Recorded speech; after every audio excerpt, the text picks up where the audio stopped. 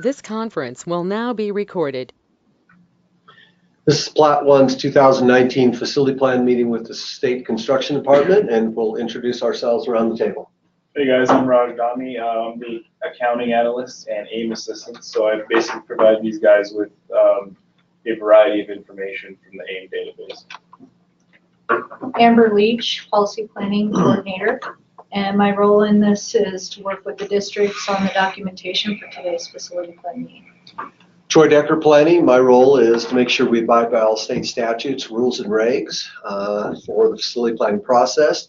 Make sure we capture the most updated information possible. Our database is updated through the process so that we can have accurate reports to the commission and to the select committee. And then also I'm part of the budget team that kind of works through budget recommendations to the commission. Paul Severson. I am the design and construction administrator. My job is to work with project managers, essentially providing coordination, calibration, and leadership for them so that we try to provide as consistent services to all districts across the state as possible. Today I'm here supporting Michael. Yeah, Michael, SFD. I'm in the design and construction division of SFD as a project manager. I'm Charlie Kaufman, business manager, Platte County School District number 1. I'm glad to be here. I'm Lyndon Miller. I'm the facilities manager for Platte County School District number 1. All righty. So with that, guys, I'm going to go ahead and turn off our video camera because we have streaming challenges sometimes, and it'll run a little bit smoother. So with that, we'll start moving forward down through this. And just so we get on record, Dennis may or may not join us today. So By phone. He'll jump on the conference. So I'm going to remove Brandon, and we'll just highlight him yellow. Okay. And then at the end here, if he's not around, well, actually, I didn't want to do it that way. At the end here, if he's still hasn't joined us, we'll remove his name. Perfect. So, all right. So one of the things that we started doing several years ago, actually last year and this year both, is the fact that Charlie was going through the county GIS sites and kind of verifying acreages. So I think that's more accurate than we've ever had it in the past. This is real visual. We've made these over the last several years, made these facility plans really visual, because periodically we do have the governor's office request a facility plan or a legislator, and we basically want a document that within 10 minutes, someone who's not real familiar with the facility's needs and challenges and requests and status of your buildings will have a very good understanding of what is going on within your district or any district within the state. So that's part of the process. We've made it very visual because of that.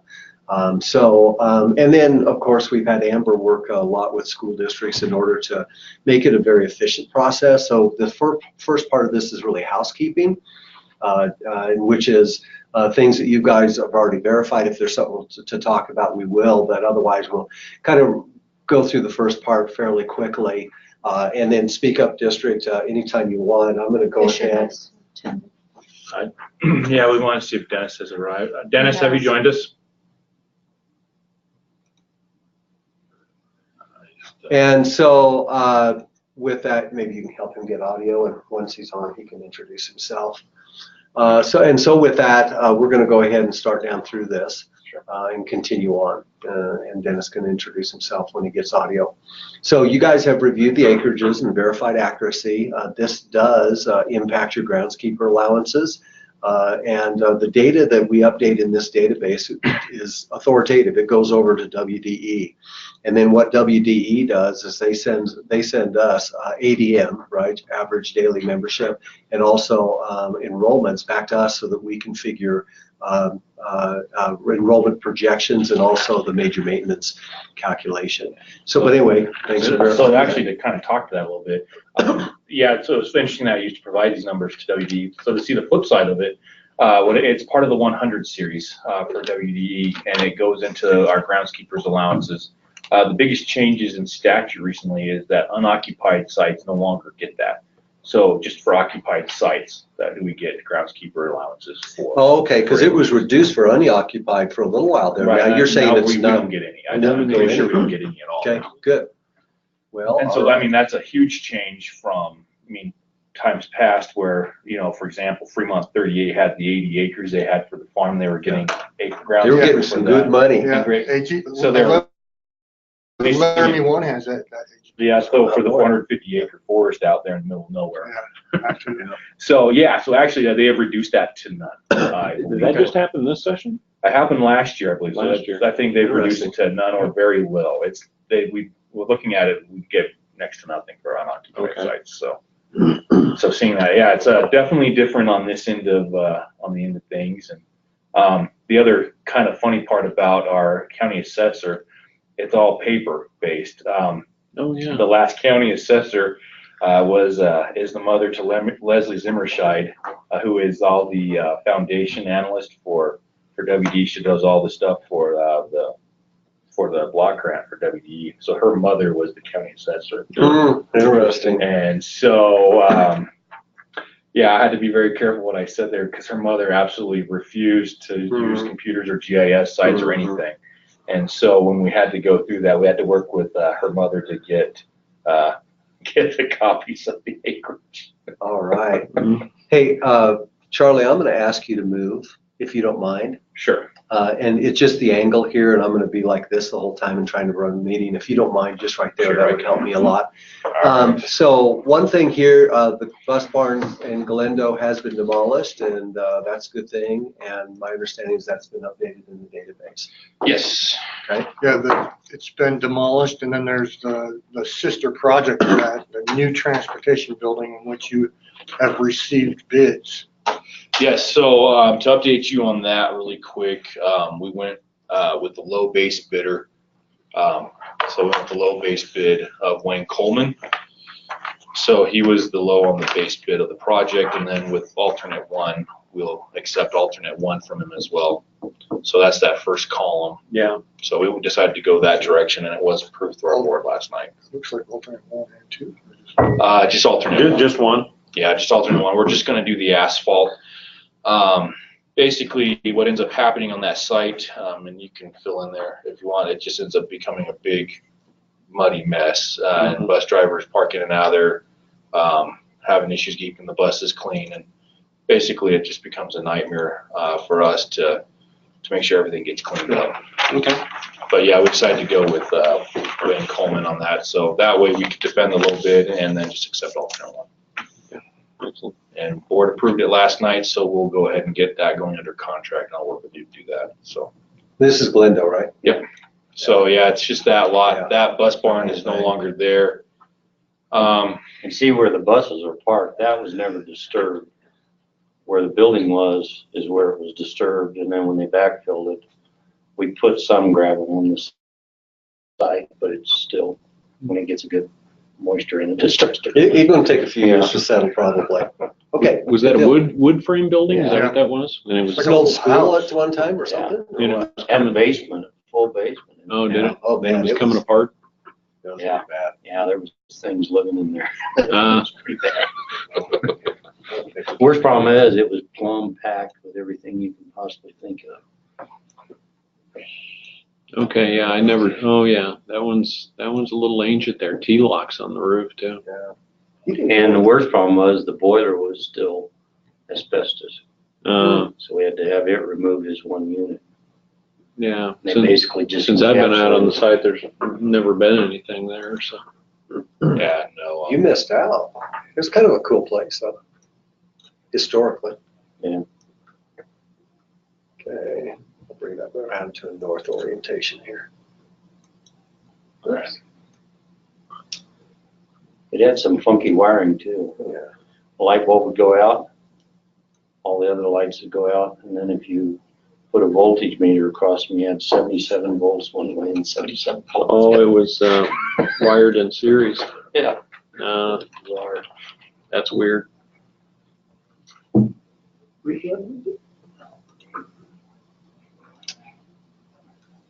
Okay, so Michael, you kind of jumped us down here maybe as part of the discussion, so why don't we continue right here and we'll go down back. on that, we're done with the Glendo bus barn demolition. I don't believe there's anything still hanging out, so we can sweep that back, right, Charlie? On that one, yeah, I believe on 11/26 we can sweep that one. West Elementary School HVAC replacement is the one that we. That's spent quite a bit that of one time. I'd like to. Hold on, what is Dennis out there? Hold on. He's on their chat.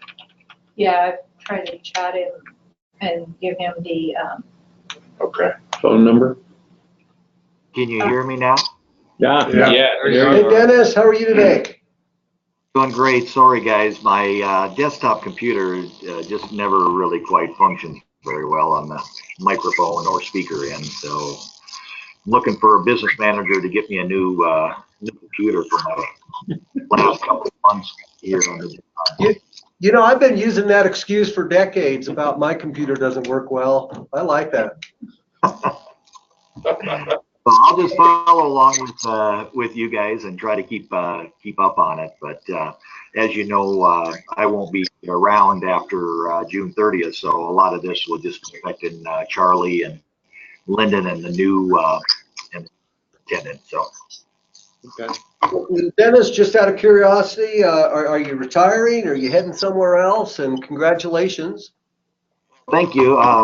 Again, don't really have any plans right now. Just hopefully we'll have a plan in place by June 30th. But again, I just felt it was best for the organization to kind of get the next phase of what we're trying to get accomplished in. So too young to retire, not lucky enough to win the lottery, and too healthy to go on disability is what I tell everybody. So that's kind of. All right. Well, you're just kind of in that no man's land. I am. I'm waiting for a sign. So. Okay. Well, I'm sure another, what do you call it? The moon when the eclipse. eclipse. Maybe another eclipse come by. There we go. So. Get the plan to that. Anyway, we're just walking down through. So the next one Yeah, is. so we're just kind of getting going. We just reviewed the tracks and deeds, and now we're on capital projects. We just talked about the Glendale Bus Barn demolition and the new transportation building, the asphalt job. You guys are going with Coleman. Wayne Coleman. Coleman, yep. And then we were just talking about the West Elementary School HVAC replacement, which all the work has been done. It is in the warranty phase right now. So right now with that one, so the only thing I would ask on that one, we're right now trying to finish the audit process on that one. Yeah, And I'm not sure where we're at. on right, that one. okay. So I want to make sure that we don't have anything lingering out there that we did not get covered. So that one, do not close and sweep. No, we'll close. I would, I'd just ask your patience for this one, and then next year. Now, we did our own sort of spreadsheet audit, if you will, on West HVAC, as well as the Chugwater cold boiler project. But that one really didn't have too many issues, I don't think. Yeah, the Chugwater cold boiler placement, I think are we good with that one? Yeah, Yeah, it's, it's like. Yeah, we can sweep that one back. Done. Those were both 85 capital now. projects and not components, right? That one was a component, if I'm remembering West correctly. HVAC was a component. HVAC was a component, Chugwater boiler was a component, Libby's a component. Libby was a And you guys haven't done anything with Libby, so what's your plans on that? We'll move to that here in a minute, but for now, basically we're working as a district trying to figure out the future of that building. Libby, Trying to figure out the future of that, and we'll talk more in depth about that here shortly. The West, yes, another one that we're yeah, that we're on the audit on that one. We're still trying to get our final audit, so that one I would just ask to just hold it open until So next year. we can revert it this year. We just want to wait until your audit is complete. Correct. So change that revisit this year to revisit upon completion of audit. Yeah, and so That one right there. Am I that's the looking at biggest. that? Yes. And so it may be later on this year, like by the time we get everything, make sure everything's cleaned, everything's done. Right. But it'll just be, I'm hoping we're getting that audit in this week. Well, it's, Charlie, and you know this, it's, if there's sufficient funds, we can continue to go down the list, and fund more work. And that's Sure. why that's a fairly decent No. chunk. And I understand that, I do. That's out of My that. biggest thing is making Yeah. sure that we get everything cleaned with the auditors, No, make I sure we're agree. done. And then when we're done with that, I have no problem. Yeah. Releasing that, that's fine. Definitely, that's the big thing for me is we just make sure we get everything cleaned up. Yeah. So I thought you wrote these, Michael, these notes, but that No, I was didn't you, write those. Charlie. No, I Okay. didn't write those. All right, so we're going, okay. And same thing with 2849, as soon as we run through the audit, get it all cleaned up, we'll be more than happy The to. roof and heater, John. Yeah, we'll be more than happy to do that once upon our completion of audit. And you're talking this one now? Yes, for both, 765 and 2849. We'll revisit once audit's complete. Okay, so we need to, once again, wait until the completion of the audit? Yep. Okay. We'll review later.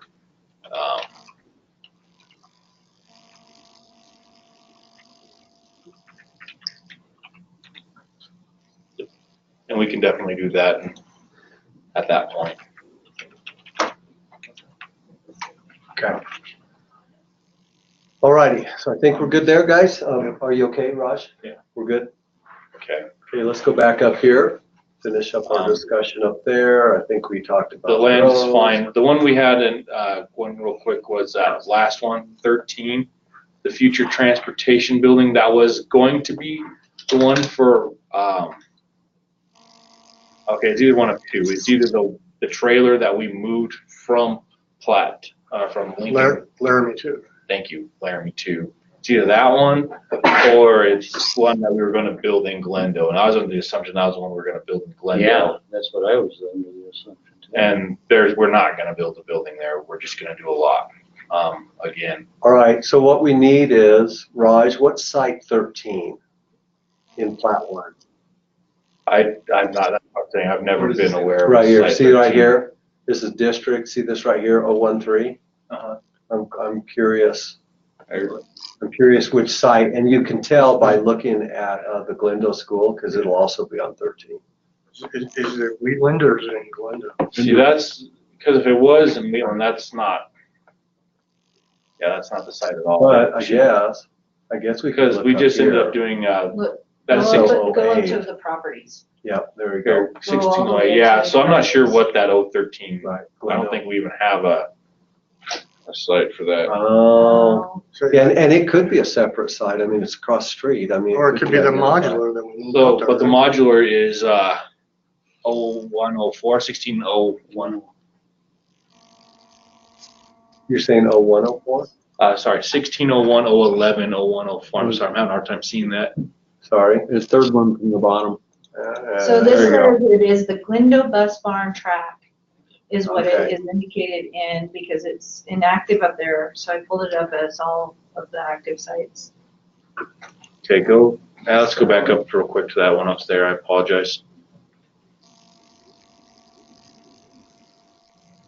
No, I mean to the tracks indeed. Oh. I was so happy with myself. I thought I was exactly where I was supposed to. Okay, yeah, so in that case then, with being on that track, there is no building.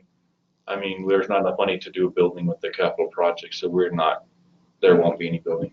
Okay. So back down to this then. We can So just this mark shouldn't it. be in, I mean, I guess it could be inactive. It could be We what just mark else? it as One of the other corrected. statuses corrected or? Well, Yeah. you wouldn't do corrected because corrected would be gone. Well, It that's just, still would be inactive is the best title. yeah, it just doesn't need to show up anymore on that, so. Okay. So what do you guys want to do in the database on that? I would say leave it as inactive because it's still a property that's within the district because the acreage is still yours. Well, yeah, I'm not saying But we inactivate the can- tract, I'm just saying for that building profile, We can I don't want leave it anyone in. mistaking there's anything there, so we just need to get rid of that one. Which would be, you could mark it. But, we need to talk to JJ on that because I had already alluded to JJ about it. Yeah. And he had followed up on it. We And can we find out just- what his weigh in on that was. Yeah, Interesting. It Sure. must remain active until there are no open work orders to submit on the property. all right, I guess And we'll that's look at one, that. Okay. until those are all completed, we can't change Okay. anything There else. shouldn't be any open, but okay, we can look and see what's going on there. All right. So back up here, can we check this then? Are you in agreement so far? That's fine. We're good?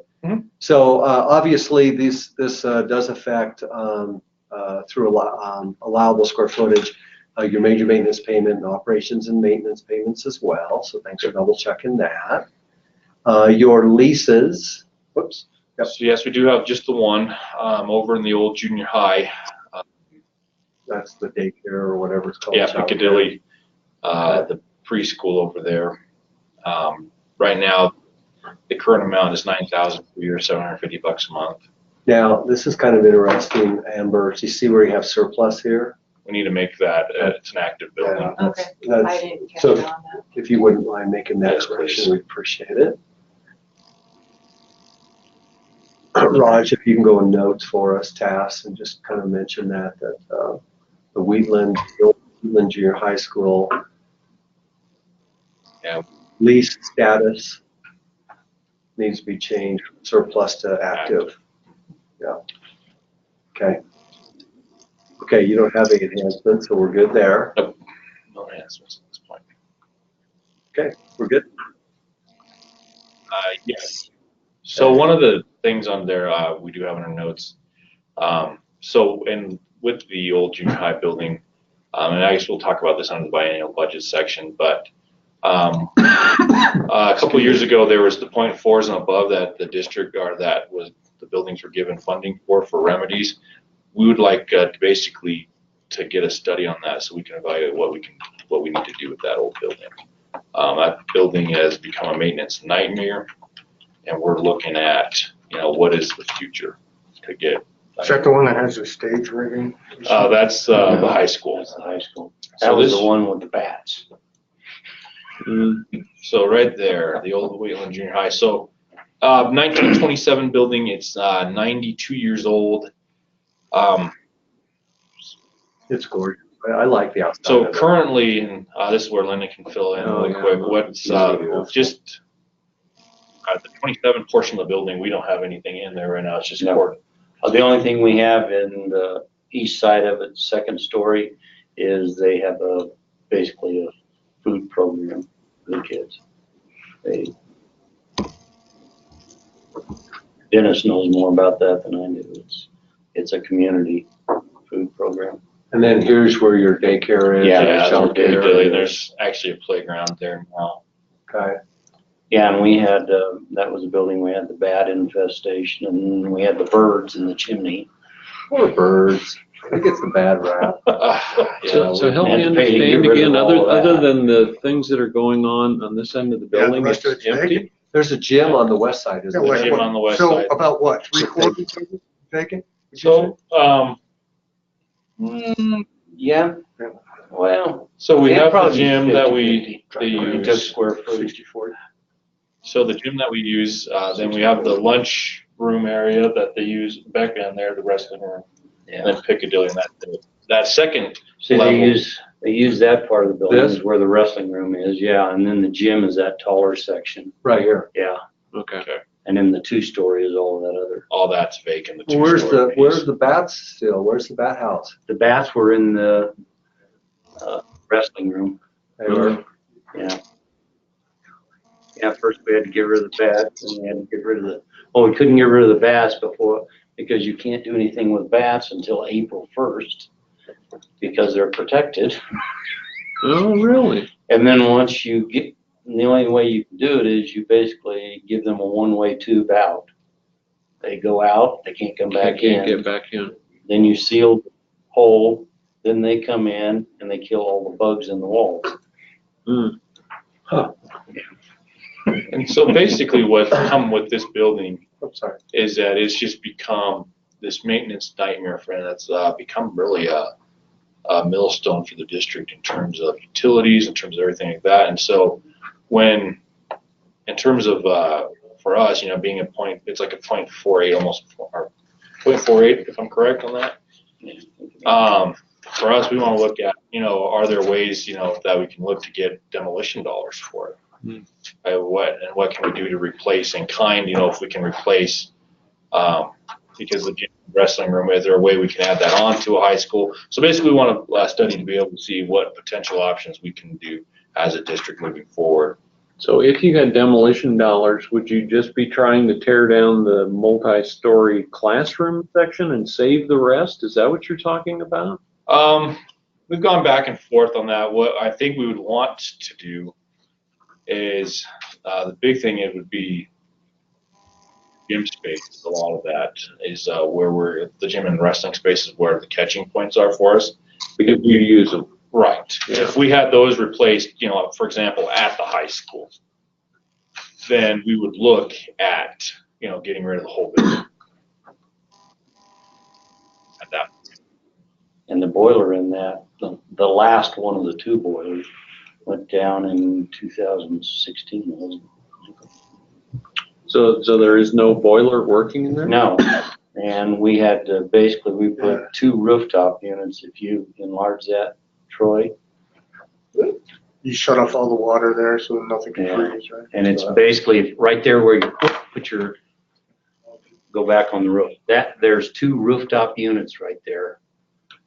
One heats Piccadilly, and the other one heats the gym. And then the only thing we have that is heating the 2-story part is basically air circulation. Okay.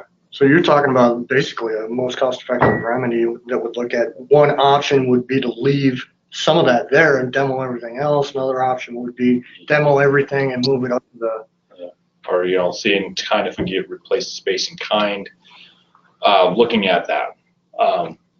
So I know, like looking at the state on the terms of utilization, is there a way we could then, remodel existing space or perhaps build existing space on? So trying to find ways for us to be able to move those functions out of there to a different building at this point. and then Cost potentially. So basically trying to get a most cost-effective remedy. That way we can get basically being able to find a capital remedy for that building. think there's any possibility of auctioning that building. Currently, the town has talked about potentially buying that. I guess, Dennis, you want to talk about that one a little bit more? Yeah, that old junior high has had a long history of people being interested in it from 7 years ago when I got here. Most recently, the mayor, who recently passed away last fall, had a strong interest in taking it over, and have been talking about certain things. And he got sick and then passed away last year. Now they've got a new planning and zoning director, and he wanted to go and take a tour of it. Had expressed an interest in it. Before that, we had an economic development executive director who wanted to make apartments out of that south side, the 2-story part, and then with some shops or businesses on the lower end. And then below that, or before that, there was another person that was interested in it. So it's had a lot of interest, but no real takers in it. Apparently, it's still got quite a bit of asbestos and a lot of abatement in moving forward. I've told everybody since fall of 2012 that if we had other gym space and wrestling practice room areas, we could vacate that building and then and turn it into a status of inactive. But for right now, our need is in the gym and the wrestling practice room. Piccadilly is vital to our community, and we'd have to find another place for that. And so, again, Charlie will probably talk about the future of Libby and West Elementaries down the road, but Guernsey right now is experiencing a crisis level with a lack of a daycare and preschool area, and I think we would be in that crisis situation too if we had to close that building up and Piccadilly could not find another place to go. So right now, we would prefer to get rid of it, but it would cause a strain on our gym usage. And again, we could have people practicing longer, either earlier in the morning, later at night, or somewhere else. But at this time, the gym quite a bit because that gym are traveling. Who operates Piccadilly? So right now, it's a private entity. Please give me a moment. They can make an offer. But what ends up happening basically is they're just the two individuals that are running it. Geez, it escapes me their names. I apologize. Joni, yeah, Lindsay Burke and Joni, I can't remember what her last name I is. can't remember Joni's last name either. But anyways, it's the two individuals. They basically run it for. Right now, there's a huge shortage of daycare in Black County as a whole, and so they got quite a bit of. It's gotten quite a bit of use out of that piece. And they could buy it for a nominal amount of money, which would probably cost more than demoing it. Yeah, Well, but there's no way they could maintain that much building. You'd have to demo, or like you said, like that's why the most cost-effective remedy would work in this situation for us, trying to get that so we can figure out, hey, would it be cost-effective to demolish all the part that's not being used, leave these issue areas, and perhaps look at getting a potential of what could we do with that? Basically, trying to get that out there and try to figure out what would be the most cost-effective for not only us, but for the state. This is we as trying to make sure that we use our tax dollars and everything like that most efficiently for the state. And I think that being stewards of that, we need to make sure we do that. So that's basically what we're looking for. Well, in Laramie, their old high school, what the city bought, it turned it into a community center, right? Right. Did they buy that freestanding gym over on the high school? Or is that the? I don't think I did tour it, but I don't recall seeing a gym. I'm sorry, I didn't know which. Are you talking about the Civic Center? Yeah. Okay, you're talking about the old high school. Yeah, bought by the city, I guess. Okay, yeah, they bought it for a Civic Center. You're correct. So Mercer would look at something. Right, Mercer would look at something like that, and for us, if that was the best situation, being able to do that, that would be great. So we're just trying to figure out the future of that building, get a process in which we can get capital dollars to figure out the fate of that building. So Charlie, and the planning funds it's planning funds you're requesting. Correct. And so with those funds, are you looking at a broader perspective also as for the district as a whole, or Sure. just that building? So that building is the big one. I didn't know if to do two asks or do one, but the district as well is looking at doing an overall utilization study similar to Fremont 25's. Currently, we have 22 buildings? 22 buildings, 11 schools in 3 towns. And looking at the utilization of our buildings in town, currently we have 46% of capacity at the middle school and just a little over 51% at the high school. And then you look at, west, because the 16 capitation on the 3rd grade rooms makes it look like it's less than it actually is. Some of those classrooms are 4,000, 5,000 square feet classrooms. Right. It's so west is actually very much underutilized as well in terms of that. And then you have Libby, 1953 building that has a lot of maintenance problems. And looking at the future of basically, we've talked about in the district internally of going to a K-5 at West, looking to put all of our resources into that building, and then eventually close and vacate Libby at this point. Whether that's a K-4 at West or a K-5, we haven't determined that much. I think we want to go to a K-5. If we can't fit a K-5 in there, we'd go K-4, 5-8 at the middle school potentially, and then a 9-12 in town. And then also investigating the futures of Glendale and Chugwater. Right now, currently, Glendale and Chugwater are running between 35 to 45 at Glendale, and then 45 to 55 at Chugwater. Yeah, at Chugwater, there's two buildings there. Really, Right, and you get away with just having one of them. And the big thing there at Chugwater is the one building, the one on the hill. It's a 98 building. It's in great shape. There's no food service in there. So when they built it, I can't speak to why they decided to do the food service at the elementary school, but they did.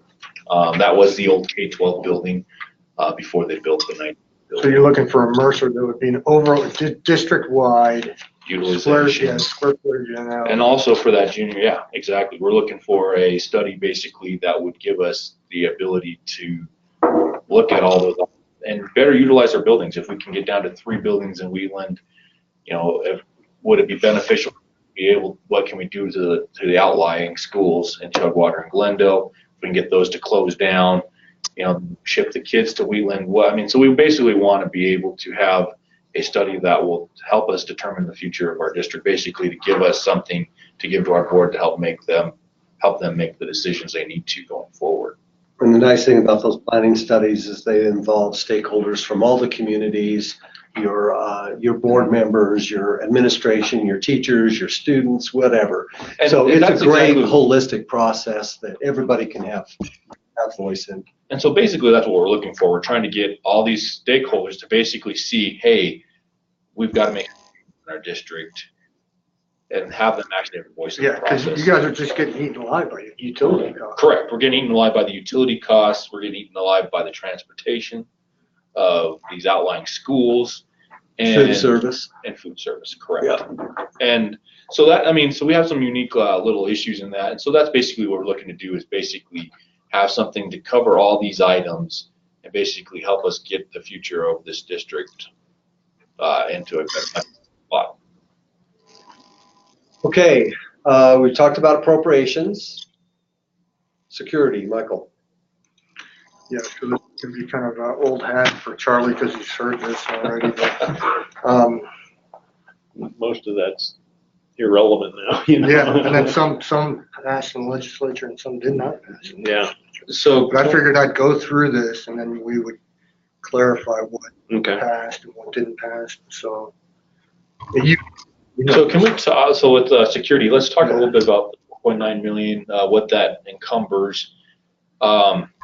As in the first read at it, it's like, oh yeah, it opens it up to all 20 priorities, but then and then the next line it says, but it's restricted to priorities 1 through 8, 11. Okay, 1 through 8 was struck. The governor vetoed that piece of it. But the 1 through 20 didn't stay in there. It basically said, as determined by the commission. So what we have to do now, Charlie, is we have to go to the commission, and we obviously tomorrow we have a commission work session. We weren't prepared with anything because we didn't realize how this was going to have an outcome. Sure. In May, we will be going to the commission and working with them. We will try this week to get some input from them as to where they think they want to go. Their original direction was open it to the 20. If you've got a deficiency, you can put it on any deficiency in the 20. But yet that's the commission's call. Is that what they want to do, or they want to do something else? So we don't know. Okay. So I'm saying the chances are in May we might be closer, but we're not sure if they may want to continue studying this. So it could actually be later in the year. So don't assume that it'll happen in May. If we're lucky, maybe we'll get it taken care of by May, but there's a chance it may be later in the year to get a resolution with the commission as to what they want to do with that. And then any monies that are left over of the 9 million, including the contingency, our request will be commission do the same thing with those dollars that you're doing with these dollars. Okay. And the concept would be that you spend the oldest dollars first and then spend the newer dollars last. Troy, if you scroll down, how much are they? So we've actually expended all our security dollars. Okay. The originals. So definitely looking at the new security dollars for us. And then 10%. on the 10% major maintenance, we have,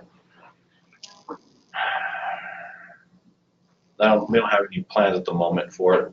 We're still. That's some pretty special money, as you well know. Yes. So that one, exactly, because you have more flexibility. Yeah, to be you able can to add use that. new So- things. And so that's why we just haven't figured out what our priorities are for that yet on that. But again, with the other capital money, we don't think that there will be openings beyond what the 2015 deficiency report said. So it'll be limited to those 20 elements in the deficiency report. So it won't be that you can essentially create now the 10% money. You can create a project that you have no deficiency identified. Okay, that's But- good to know. But the 20, you're still if it goes to the 20, you're limited to that 2015 assessment. And as of right now, we don't know when or if there'll be another assessment.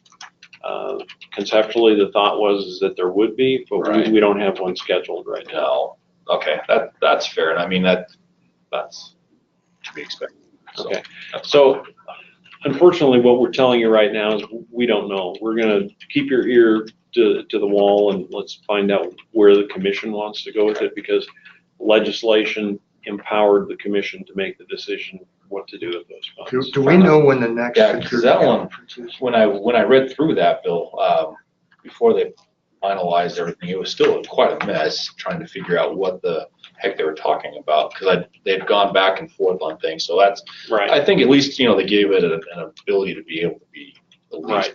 appropriated for the commission, and that's at least much better than what it was.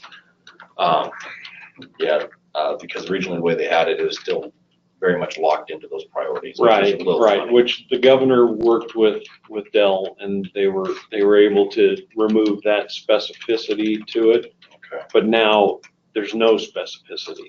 So, I guess you can look at it as that's a good thing for the commission. The commission can set their parameters, Right. which they are allowed to do and should be. right, and then the next item that we have that we typically go through in our narrative is our security conferences. Conferences, yeah, so our next. Currently, we were invited to work with WDE during the superintendent's S5S conference, which is October 1st and 2nd, to do a security conference for us on September 30.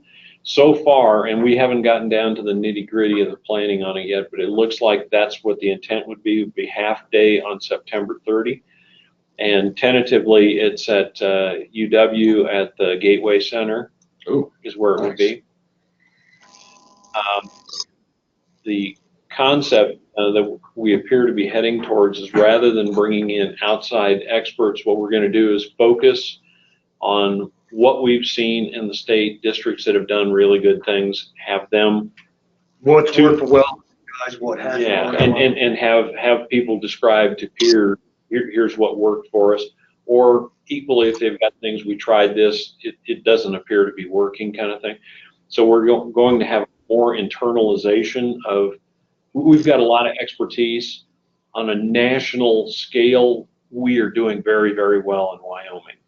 And so if we're going to go out and look for experts, I think we ought to look at ourselves, because we're actually doing better than many other states in the union. So I think that's going to be the concept this year, is to use our internal experts, get districts talking to each other, talking about what they've done, what's working, what's not working. Okay. So that's the thought right now. very good. And for hunters, it's not good news, because obviously it's right at the beginning of For elk Finney. season. Yeah. So we know there's a lot of people who won't show, but Well, it's good news. There'll be less people out in the forest. That's great. Really, you think they're going to pick the conference?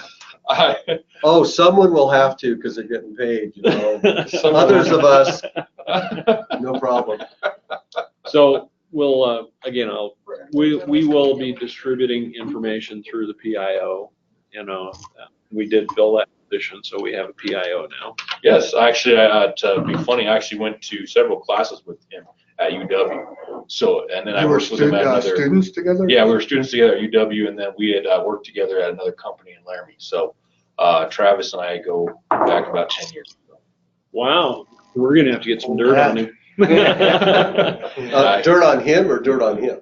Both. Oh yeah, both ways. You got to optimize We're gonna play both sides of this thing. No, he was a great student, and it was always fun working with him. Okay.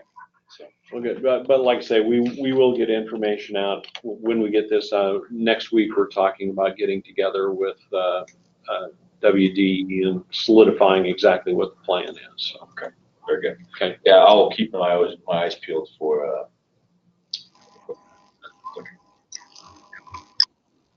Ready? That was good. Good discussion. Capacity. There's your capacities. I think pretty well speak for themselves. And it just kind of also explains the fact why we're looking at that. I mean, West, that number is very deceiving. I know it's actually closer to that 575 because of how big those classrooms are. And if you've ever been through that building, Oh, yeah. the classrooms go on for days. And it's actually They're larger than some multi-purpose rooms. Well, the Yes. one that actually interests me is you said Chugwater, the 712 building is a late 90s building, yes. and then the building below it, that's the ES, right? Yeah. Above it, sorry, flip it on for Chugwater. So the ES, Oh, yeah, okay. And so 7% occupancy, you can obviously fit everybody inside. yeah, it's not even, it's more of a question of how you would fit the little guys, the fittings and stuff like that. Kindergartens and the Right, you'd restrooms have and all to, that stuff. if you were to go that route, you'd have to go in, make appropriate fittings and like, you can't have, you need little kiddie sinks and cabinets and stuff like that fit that age level. Most of it right now is, but it's very, something that you could do. Definitely something that you'd want to look at in terms of the best utilization for that building in the future if you were to keep the K6 there. The 712, it's a bit difficult. Right now we have 3 junior high school kids. That one's pretty tough to take. In Glendo, we're, correct me if I'm wrong, Dennis, we are not going to have a graduating class this year in Glendo. We'll have one student, yeah. Okay, one. And so, yeah, if you go to there, you'll see. So the building, the older building was the K-12 once upon a time. Was that a pipeline school? Is that how that school occurred? The 98? No, that was a bonded school. Okay. Unfortunately, Wheatland missed out on the pipeline schools due to decisions that were made within the board, within previous administrations. They missed out on pipeline schools. That's the elementary. But that's the elementary school right there, and that's the junior high school. And where's the kitchen? So the kitchen's in the elementary school. Right there at the corner of the The tennis, round roof. Right here? Right there? Yeah, Right come back there. just a little. come back a bit. Yeah, right there.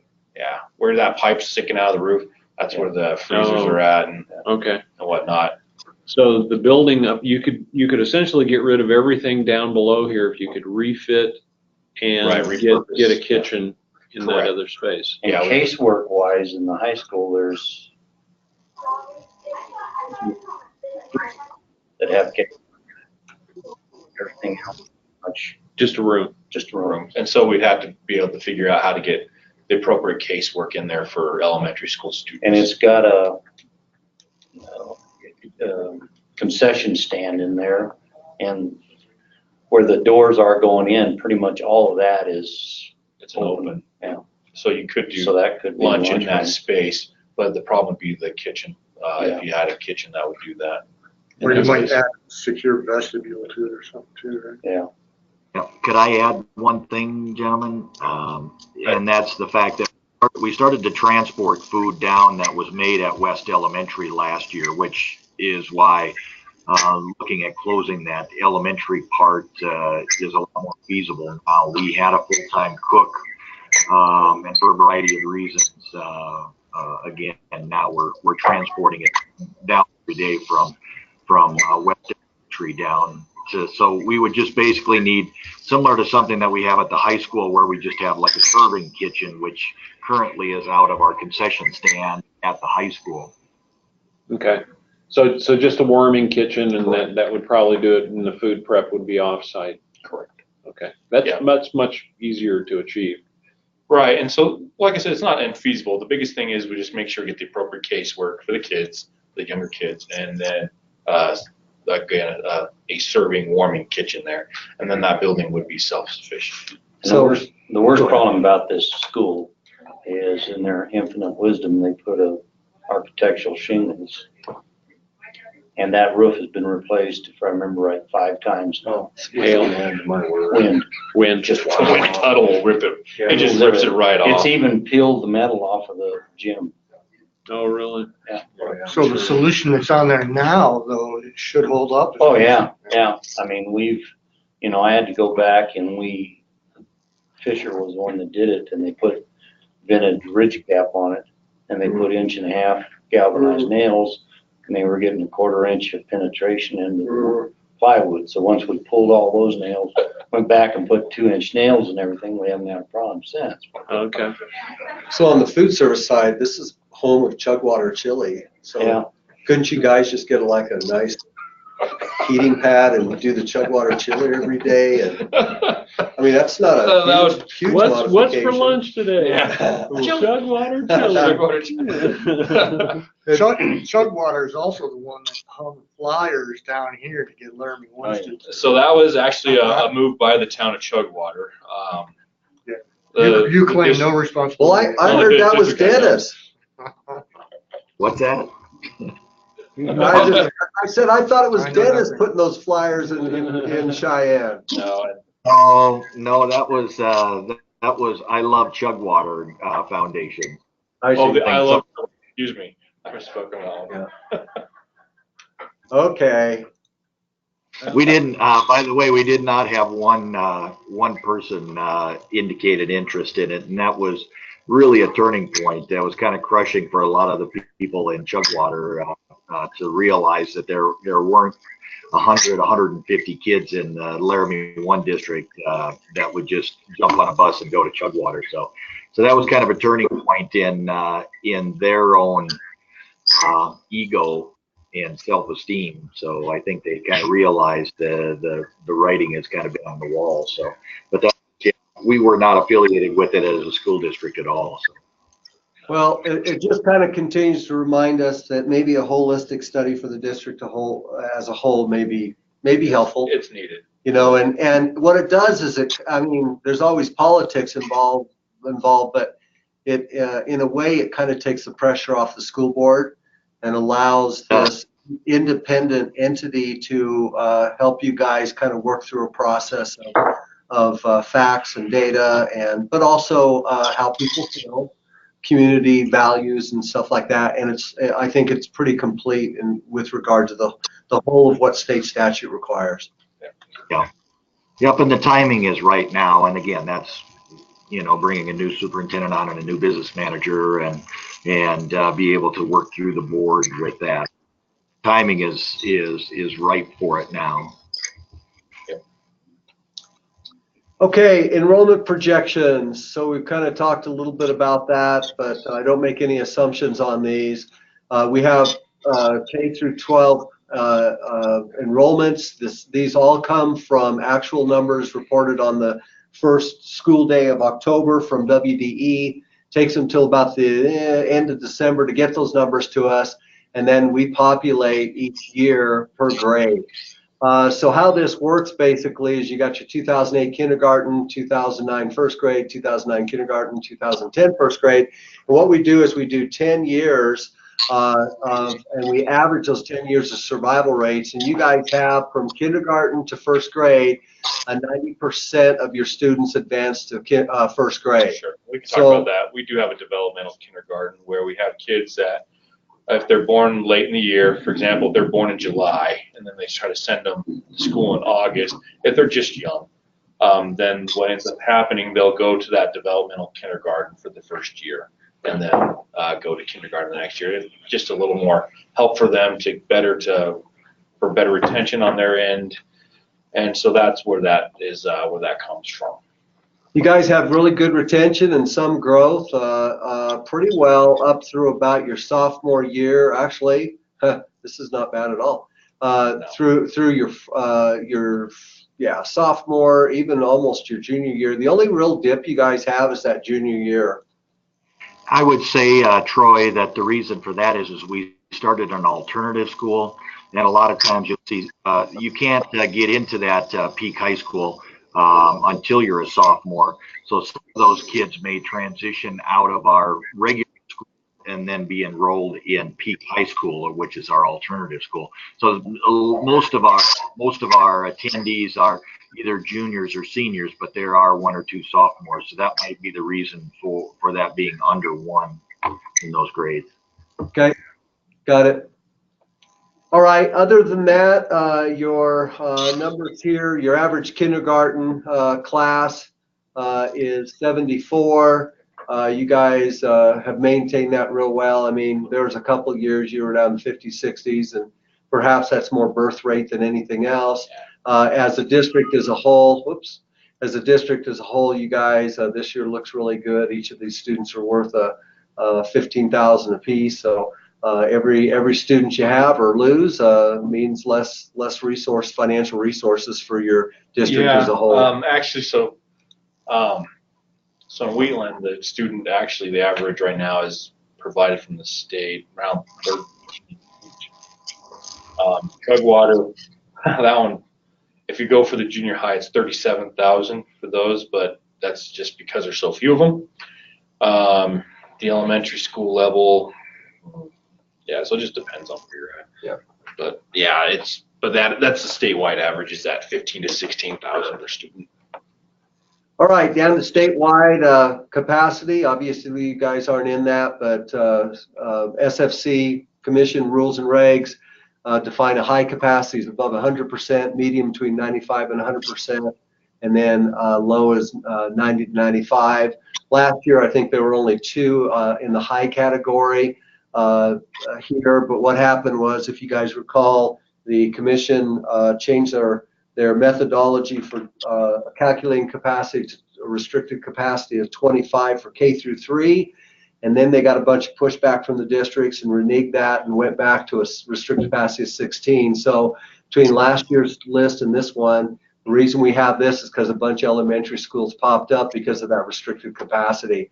And then one thing that I had Charlie put in here was just a simple fact that we know that Natrona looks like they're 300 students over in capacity, and it's true with the buildings they're using, but when you account for the 4 mothballed schools, they're actually down just a little over 90%, I believe. So actually, I've heard down the grapevine they're looking to reopen Westwood. I don't know if you guys have heard anything like that, but we're hearing that they're getting set to open one of them back up next year. Yeah, we're going to have that discussion on Thursday right after the commission meeting. That's right. Hey, by the way, are you guys going to come to any commission meetings? You know, when we're on the agenda, definitely. For the budget for this year, yes, definitely. We want to make sure we represent our projects. We have the components that are out there. I definitely want to make sure we try to get those pushed through. For items, for meetings where we're not, it just depends on where you're at. I mean, for me, it's always it'll be a good thing to attend when I can. Maybe you ought to think about hosting a commission meeting sometime. Oh, we definitely could think about and that. Bring the meeting to you. So something to think about. We could definitely try that, couldn't we? Bring it. So I think we've already talked. Oh, Dennis, were you going to say something? We've got plenty of space for them. Okay, there you go. Cugwater. Yeah, that's wonderful. Hey, I did just make a general statement here that, well, I mean, it's a specific statement actually, that you have sufficient capacity for enrolled students. I don't think we're too concerned about that. You have no charter schools, so we can move on beyond that. As buildings age, basically preventive maintenance, routine maintenance is a constant need. Major maintenance needs increase as the school buildings age and deferred maintenance increases. And obviously there has to be a diffusion of, or infusion, I should say. Maybe it isn't that. An infusion of capital funds when that building gets to a certain age in the FCI score. FCI stands for Facility Condition Index. This year I put in how that's calculated, just in case someone is a nerd and wants to know that kind of stuff. But it's good stuff. We have talked about your junior high school that you would like considered for a planning study. There are about approximately 450 education buildings in the state. This is just page 1 of that list, and you guys are, you know, the 4th one there. In last year or the last several years ago, there was an interest in funding, commission-directed funding to deal with low condition scores in these 0.4 schools. Yours wasn't included in that. I think that the district recognized that the use of that building wasn't a long-term use in one way or shape or form, but that is yet to be determined after the study. So that's why we're going to do that. Exactly, and that's the biggest thing is to drive that study as we gotta look at that building and what can we do next? And the peak garage, that's the storage building, right? Mhm. No, go back to it. Oh, Sorry, Troy. that's all right. 1984. No, yeah, that's that one that I was telling you we needed to demo this year. That's that 2-car garage with a Oh, flat top yes. next to it, yeah. Yes, that one, Yeah, that's bad. that one bad. What town's that in? That's in Wheeland. Wheeland. It's over, Yeah, if you go back to up by where the middle school was, real quick. Yeah, so I was trying to remember that one, then I remember, yeah, that's the one. That was scary. Yeah, I'm wondering how it's scored that well, actually. find the bus, yeah. All right, there's our so there's the line. bus Yeah. garage. Yeah, right, go to the, further up towards the top of the page, top, Where that peak, yeah, right there. that's not it. That's the metal flat top. The garage The is garage is the next to one, it. the brown Here? top, yeah. Yeah, that one. Oh, And that one is pretty sorry shape. Yeah, it's in bad. And that's why I said, I joke, I wonder how it scored that well. There used to be a lumber yard? No, that was where they fed that was the kitchen for one basin. Oh, really? They fed everybody out of that. Oh, there. Oh. Wow. Yeah, And the school, they gave it to the school district, and the school district used it for, they taught basically butchering. Yeah. Butchering animals, like taught kids how to dress and butcher animals in there. Oh, okay. they did that for 10 years, I think. Yeah, Right. it's It was a been, real good program. Well, shoot, that shouldn't take, so you're just thinking about Yeah, this one. that one. yeah. That shouldn't take much at all to do. No. It's probably full of asbestos, so it's Probably. probably $1 million project. Yeah, probably, That'd be that's our right. luck. We gotta get his. 1,000 square feet. No, it's basically T11 siding and fiberglass insulation, and then it's got a flat hot tar roof. So what do you think? You'd like to ask for capital funds to demolish that building? Yeah, do what you want to do. I mean, We can ask. So is you're the other reducing building- square footage. Is the other building listed separately, or is the garage building listed Yeah, separately? it is listed separately, the other building. Oh, well, let's go down to that. We can go down to that support facility real quick. It is, let's see, bus garage, maintenance building? No, yeah, that's what it is. It's a maintenance building. Gotta be this one right here. Okay, so you use that just for your general maintenance? Yeah. No, the maintenance building is that's the one over by the high school, I always thought. No, the one over by the high school we have it's the weight room. Oh, Yeah, it's a funky one. But yeah, that one's the one that's over. So you are thinking, you're Yes. interested in asking for demolition money there? Yes. Okay. That would be, I'd have to get rid of that thing, reduce square that's footage. wrong, Charlie. That's saying 1945 on that maintenance building. And Okay. that's Well, let's fix that one. yeah. Yeah, What that's- year is that then? It's not That was 1945? 75, 76. 1975. Yeah. Okay, that'd be why that one. So the maintenance, The just maintenance building is actually, used to be the old bus barn. Where'd 1945 come from, you think? It was basically just a open face shed. They drove the buses in and they. So, okay, Let's do some double checking before we. Yeah, let's look in that one, but, if you guys want to change that, send in to Janet, we'll send it. AIM update form, Don't worry. and then justify it through whatever. We'll look at it. Districts on zoning first, and once they determine what they need to change specifically, Then we they can will do do that. an amendment. But yeah, no, for that one, that's the point. That one that's in terrible shape, again, yeah, let's just look to get some capital funds to demolish that building. Yeah, exactly what we're doing is asking. Okay, so, no, we can't do this. Can't do it. The reason we can't do it is because we cannot include within the facility plan any request that has not, for demolition, that has not gone through a public meeting Yeah, process so you're first. gonna ask for the public, okay. I gotta kick in my Mm. legal part. So that means on So our you end, say we need to desire to have talk a it to the, public take it to meeting. the board and have that Yeah, process. Okay, so we need a public process. Could you, and I'm gonna put just the word disposition now, guys. So the district desires to possibly pursue disposition of the, whatever, what building, of the Peak garage. building? Okay. Yeah. Okay. So yes, you do need to take the public process. You're correct on that. We have not done so yet.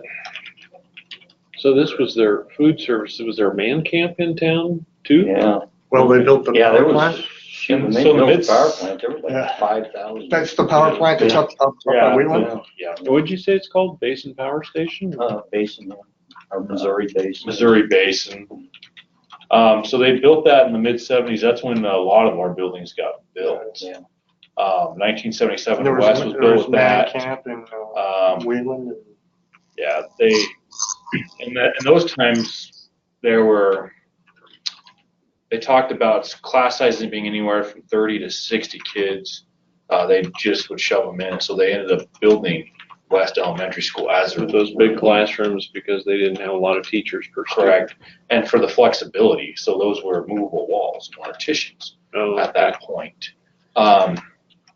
And so they built it because you get the ebbs and flows of that enrollment. So that's the 70s. So quite a campus on the high school campus were built like in that time period as well. They had the fire in 73. Mhm.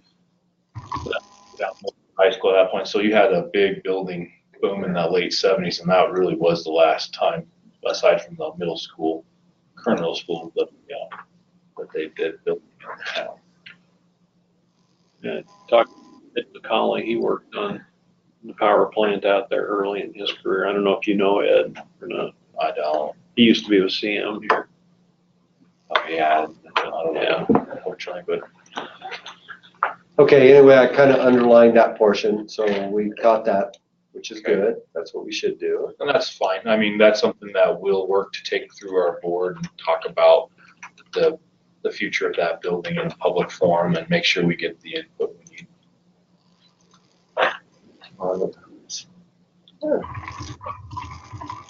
Okay, sounds good.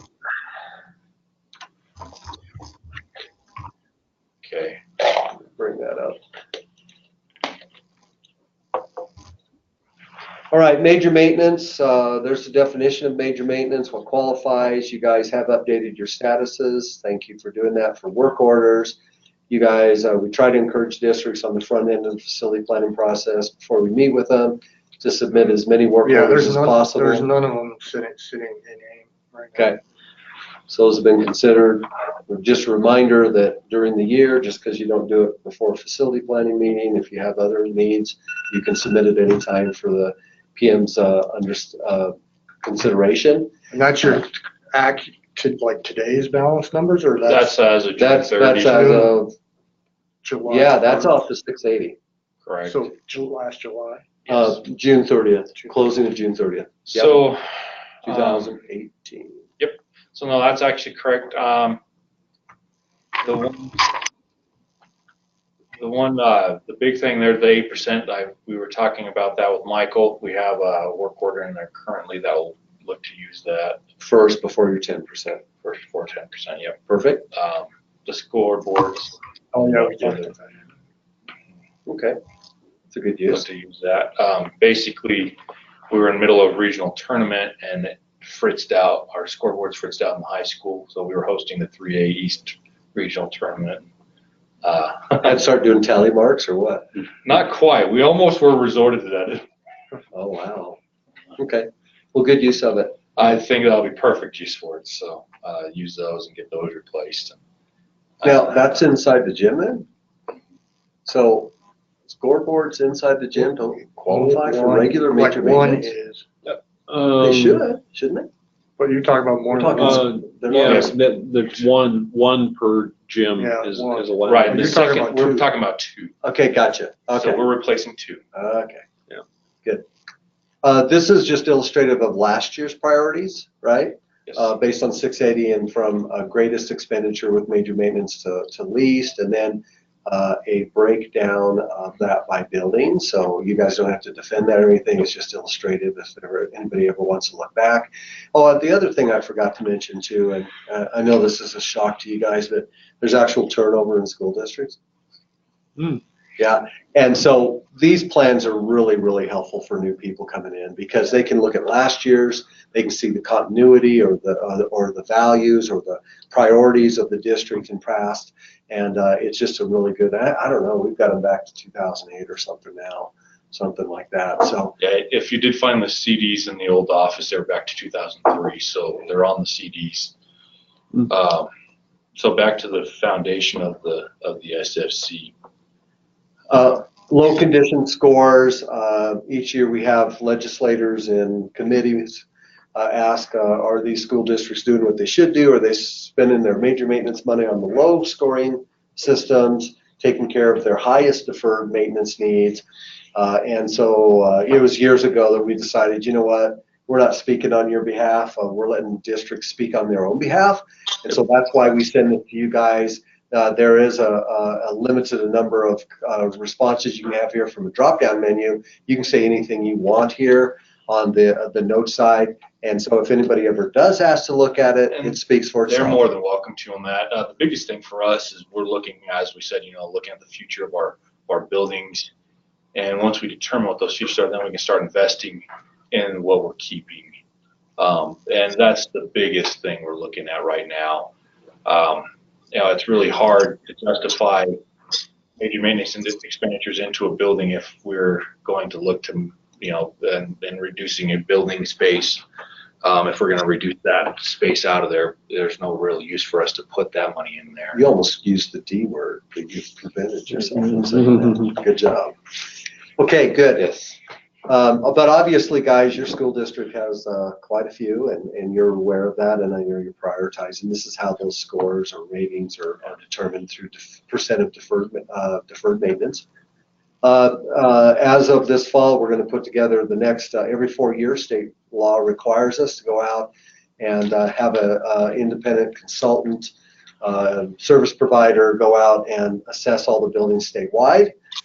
So a couple things to say about this. We'll be putting together the scope this fall, going out, procuring those services. A lot of stuff will happen between then and then. This April 1st is when this is just a date that we kind of had to backdate in order to get everything in line, in order to get it done in time in December. So it won't be April 1st most likely, but sometime in April, and we will communicate with you as a district when that is. We want your most qualified person who knows the facilities the best to attend a 4-hour meeting. I love how he looks. Yeah, 4-hour meeting in Casper, walk through that condition assessment tool. They'll explain it very well. You'll understand it very well. They'll explain what it is, how it's used, and what the impact of it is when they're done. They will show up then on site. Not to apologize for it, it's just reality. It's really difficult to get 550 buildings assessed across state in 2.5 months. It's not enough, so we have to kind of come into the schools a little bit in the spring and then into the fall after the summer. The assessors are trained to not disrupt educational activities as least amount as possible. But anyway, please do attend that. Do not hand keys off to these assessors and wish them a good day and get it back at the end of the day. That's not a good way to go, because these impact your school district. They do. So no, we understand the weight of these, and it's extremely important for us to make sure we have people pointing out what's going on. His predecessors' practice used to be talk it up as best as you can and try to hide what you could. We're in the notion of knowing where we stand with our buildings and need to know how to get them fixed and get the right investments in there. So. No dog and pony shows.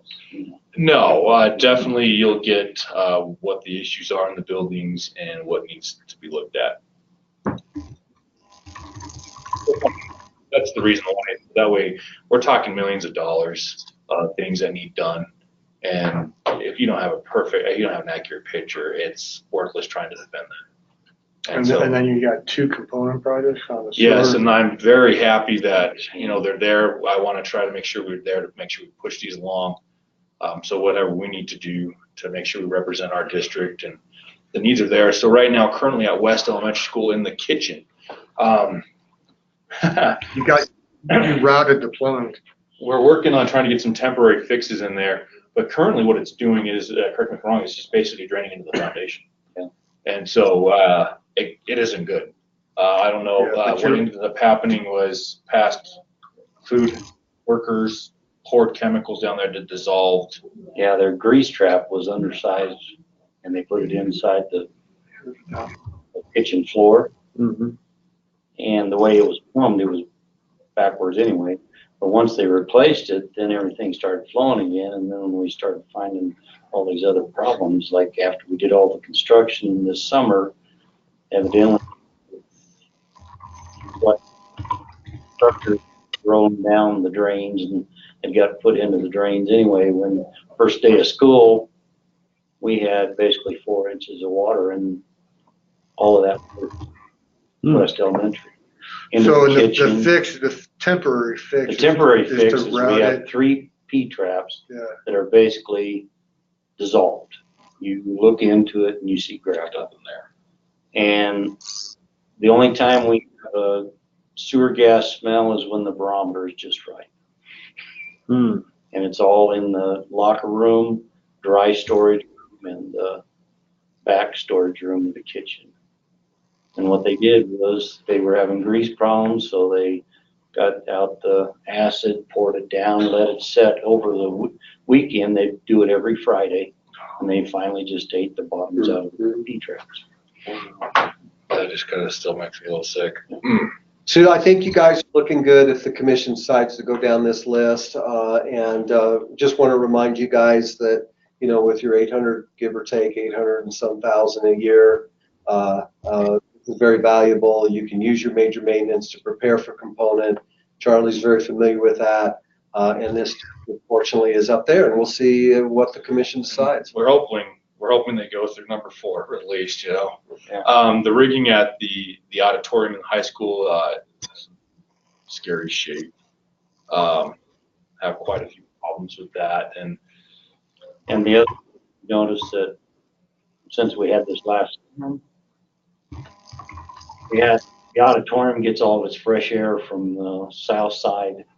Well, the way this wind whipped around this time, it piled everything up on the south side, sucked that moisture into the auditorium, and we had leaks in the auditorium. Oh, my. Yeah, because it filled the ductwork full of snow. Why weren't you up there more shoveling, huh? I couldn't even see any. Because you were trying to get the sidewalks cleared. he couldn't even get out of But his the house. temporary It was so fix bad. for the west this summer will be basically pour out, put in new, and just basically pour concrete to the, until we hopefully get this.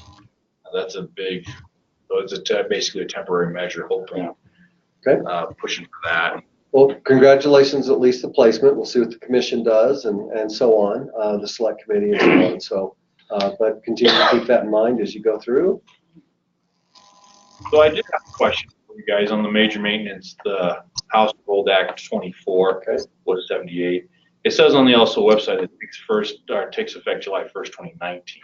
No, So 2020. 2020. Okay, so it's wrong on the LSO website. So this next July we will get a normal major maintenance payment, the 75.25, and then they'll go to quarterly in July. Okay.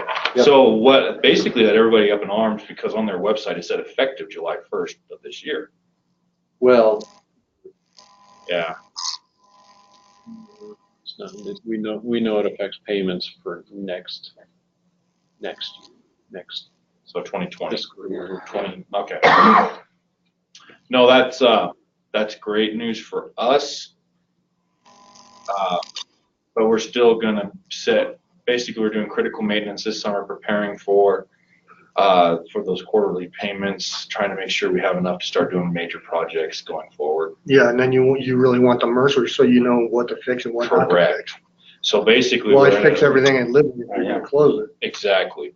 And so this is kind of where we're at trying to go forward, making sure we use our money on the best, the things that will need the most work that we're going to be using in the future. And if we decide to go down the road or close schools down, not to use our major maintenance on items that we're not going to have in the future. Mhm. Good to know.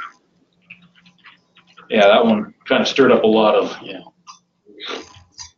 when I saw the effective date on there, I was like, okay, wait a minute, hold on. This is not good.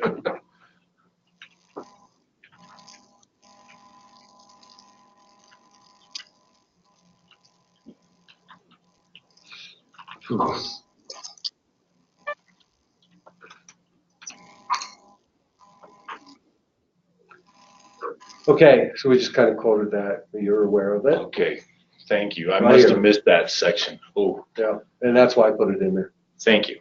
Much appreciated. That is great news for us because Move that down. I'll tell us, so their website's off. Tell us. See. Never. They find them though. Yeah, Yes, they do. yeah, you got it. They were good there.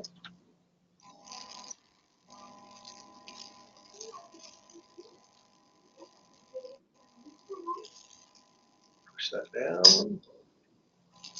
All right, so let's review these. You guys have a very good opportunity or a very good network of people who help you guys take advantage of and keep up with bills as they move through the legislative process on the education side. And some of these are covered under that, some are not. So what we did starting last year and this year and will continue is, excuse me, Brandon's idea. And that's the simple fact that we've kind of identified things that may not be tracked there and have talked about that here. Sorry, I'm losing my voice. House Bill 52, Public Works and Contracts. Basically, what this is about is the architect are responsible now to write specifications for products that are available from Wyoming resident suppliers. There are other details in that Enrolled Act. Or for FF&E. Not for building material. For FF&E. Yeah, but, It's, and we're getting asked already, how do we do that? And sounds to me like you're That one's gonna gonna have be to painful. find out who your vendors are and start talking to them. Right. Well, the big problem is there, and the beneficiaries are our fellow senators or past senators who are in representatives. Thank you. But our legislators who are going to be the beneficiaries of these, the two brothers, Bunky and Mr. Peterson. What? So, you know, the problem is that what it does is it kills the competition. We can get a lot of our furniture and fixtures out of Colorado for much better prices than we can here. And I understand why they decided to go that route. They want to protect their interests, but it And not just prices, but brand. Exactly. It really, it is what it is. You know, can't really change that now, but definitely, it's sad to see that. I can't imagine there wasn't public comments on it by school districts. So, Yeah. But at any rate, okay, you're aware of that. House Bill 65, procurement amendments. Procurement statutes were all over the place in state statute. Some for municipalities, different for counties, different for state agencies, different for districts. So anyway, these have all been brought into a harmonized amount, like for bonding and stuff. And each of these, where there's any procurement, when do you have to go out and actually procure for design professionals in a public process? When do you have to, do competitive bids or get 3 proposals, with regard to construction and advertising. That's all been harmonized. Look at that. House Bill 65 will help you in that one. Education major maintenance, we just talked about quarterly payments. We don't need to do that again. House Bill 79, school finances. That one has to do with moving monies from different if a funds. school district, if a school district can't meet payroll or they're having fiduciary problems, they're able to go to the LISRA and basically borrow against that and get a much more competitive rate than if they'd have to go seek other funding. Just to point out on the procurement one. Yes. The very last one of that, item D, advertising. 2 weeks, and it's in a general circulation. Well, what are they meaning by general? Is that just They don't basically the Star specify. Tribune or Shine? They don't- Well, they don't define they it. get the closest to being statewide because they no longer are statewide, but they're the Yeah. closest. Because right now, or last year, it was advertised one time in a local. Right, okay. So that's. So does general mean it's, the paper goes out in 2 communities that are adjacent to one another? Have fun. Yeah. Well, Right. you know, if you're gonna put something in the Star or something like that, it makes sense. You know it's covered. You can always do local also, right? Right, and we do our local. Yeah. Shoot, is our local at the moment, Shipping Plat, I don't even rate it, so I don't know. The Wheeling Gazette. Let's see. What is it? I can't, I'm blanking on it. No idea. County of, no, Plat. It's slipped my mind. Anyways, keep going, sorry. House Bill 152, Underground Facilities Notification Act. I think it was like $500 if you hacked some line. Now it's $5,000. And I don't think they can throw you in prison too long, but the fact is people were ignoring it, and I think they upped the ante. The county zoning. Platte County record times. There Thank you go. There you go. I can't even break it. Thank you. I appreciate that because I knew it had an R in there I'm somewhere. sitting there. I made the front page of that when they introduced me as business manager, but I couldn't remember the bitches out. It's been one of those weeks. So generally circulated in Glendo, Cleveland, Torrington. Sharkwater. That's You right. get, yeah. And he took a good picture too. Yeah. Right, from high school graduation. No, it was actually at a board meeting, so. Senate File 49, that has to do with, specifically it kind of originated out of Teton County, but That has to do with Foster Freese's son. yeah, it's allowing private schools to fall under the Yeah, same they do. zoning requirements or lack thereof with regard to public schools and to be equal in that. Public records, there's just a change. I think there's a little bit higher encouragement, to say the least, of responding in a timely manner. And do you guys know any more about that one? It's $5,000 and a misdemeanor if you don't meet the requirements of Yeah. responding back in 7 days. So It'll be interesting to see how. And the they- response can be that we need more time, but you have to give some response back in 7 Yeah, days. it'll be interesting to see how the enforcement applies going forward on that. Yeah, fortunately, you know, I love that they talk about getting the public records out there. The staffing on that will be interesting especially for small school districts. I mean, ours, yeah, we have some ability to be able to do that with a few of our staff, but if I were like the chief of Claremont, how are they going to do that on the terms of their staffing? It'll be interesting to see how that applies. Yeah, because you guys get public requests. We do get some, and usually when we get them, it comes through. Sometimes it comes through me. Sometimes it depends on the nature of the request. We've had recently where they've asked, like payroll and other items, like what's considered full time, so like that, and that's handled through our HR and payroll person. So And wasn't there a public request on information on radon in buildings? yeah, we deal with that in the past. and then Paul, if you want to take Senate File 74, if you don't mind. Yeah, professional service. Basically, what it's requiring is that professional services be procured from Wyoming vendors first. If you have 3 Wyoming vendors, basically you won't be looking at anybody outside the state. You can look at somebody outside of the state if in-state vendors are not available. But regardless, the intent, and it varies, as Lance pointed out earlier this morning, on the size of the contract. If it's over 20 million, at least 30% has to be done by people sitting in seats in Wyoming. For smaller contracts, 50% of the work has to be done by people in Wyoming. which in itself doesn't sound all that challenging, other than the fact that we have some areas of the state that we don't have a whole lot of professionals that you would need for architectural and engineering in the services. Bighorn Basin, the Polk County area. Exactly, because we know they've been going to Montana pretty exclusively to go get those services. It's basically going to make one or two firms the beneficiary. Statewide 7. Well, and then Plan one, Plan one, you know, Correct. Plan one, yeah. Right, Plan 1, and it, you know, It just basically is going to lead to a little bit higher costs for your architectural and engineering services. But I think they weighed that with the fact that if the money's going out of the state, then it's not helping the state at all. So the idea is to keep the money inside the state to the greatest extent possible.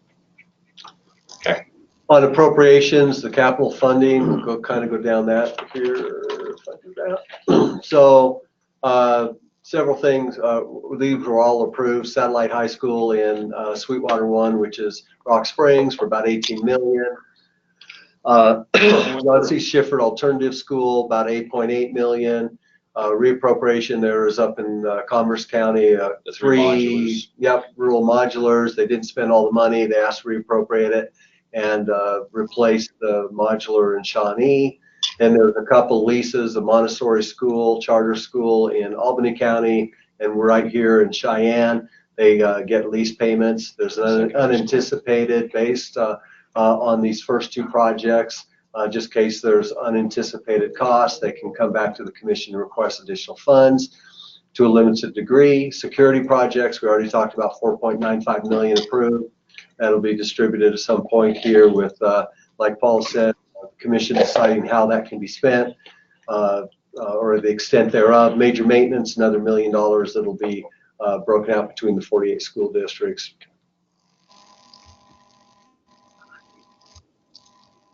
All right, so the budget, you're looking for two studies in the past. Well, basically, that study, including the junior high, would be also the way we could do it. Just basically a study to help us with the utilization of the district, future of different buildings, and definitely the future of the junior high. That would just, if that one mega Mercer basically, or however we want to go about it, but that's what basically we're after, is the study to get those things in the future of our district better ironed out.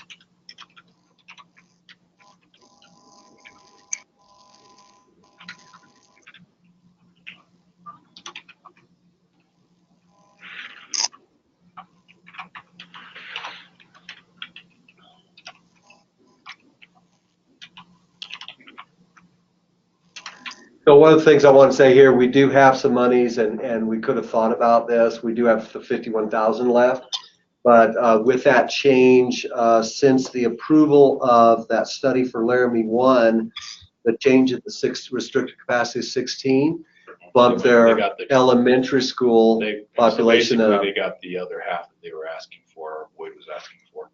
Yeah, well, they haven't gotten it yet, but they can come back and they're talking about it. So we're going to kind of reserve those.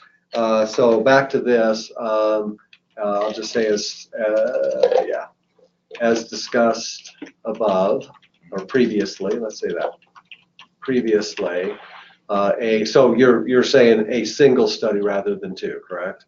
Well, like I said, just everything that can encompass all of that would be Okay. fine, as long as we have a study that would, or two, I mean, whatever works best for us, trying to get both, or That old historic building and then the whole district. More or less, Correct. if you could get a study for both, that'd be great, but if you have to break it down just to get something, you would do that. that's correct. And so, you know, I know in the past, there have been ways like they can give you a pot, or they can give you a specific appropriation in the biennium. Either way, as long as we can get money to do that.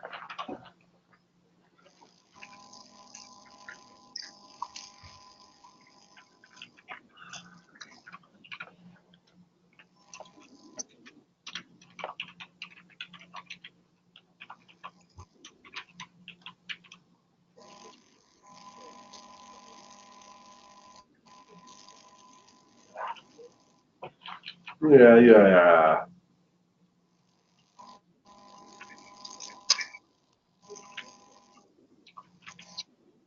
I shouldn't have said it. I'll just say district buildings. There you go.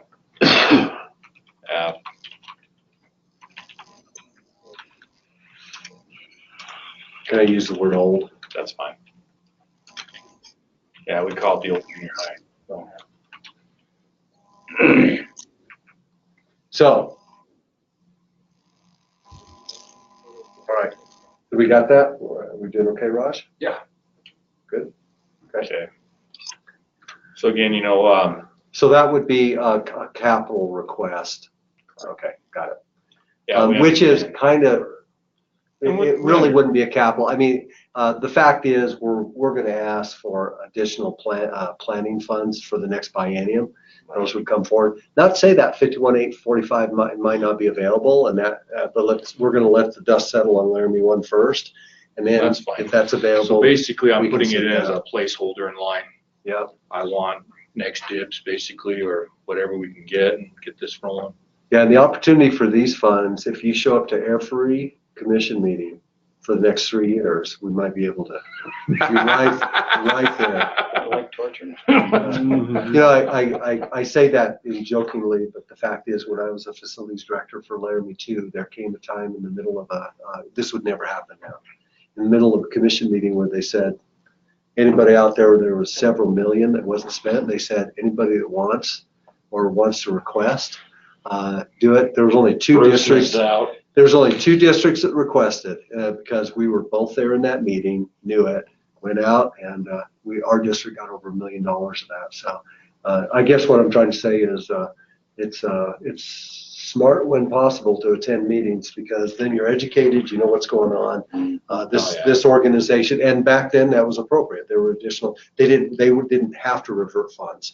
They could reappropriate within, and the director actually had the ability to direct that reappropriation. Man, you missed the boat on that one. Yeah. Okay, so we're about ready to close. Any other thoughts that we have not discussed that you'd like to discuss before we close school district? You know, we've expressed everything that we're looking at this point. You know, we appreciate all the help on that. We'll continue to work at, you know, like I said, when we go forth to the budget, stuff like that, looking to make sure we push in our components and get in a plug for the utilization study. We'll be there. Okay. Yeah, anything else?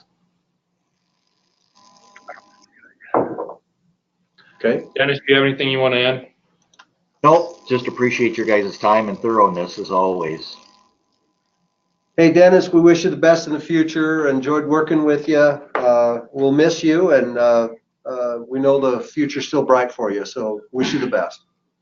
Appreciate that. Again, I think certainly the district's in good hands, and again, it's time to start talking about facilities, and it's time to start talking about long-range changes. Okay. So you guys are heavily involved in that, and appreciate it.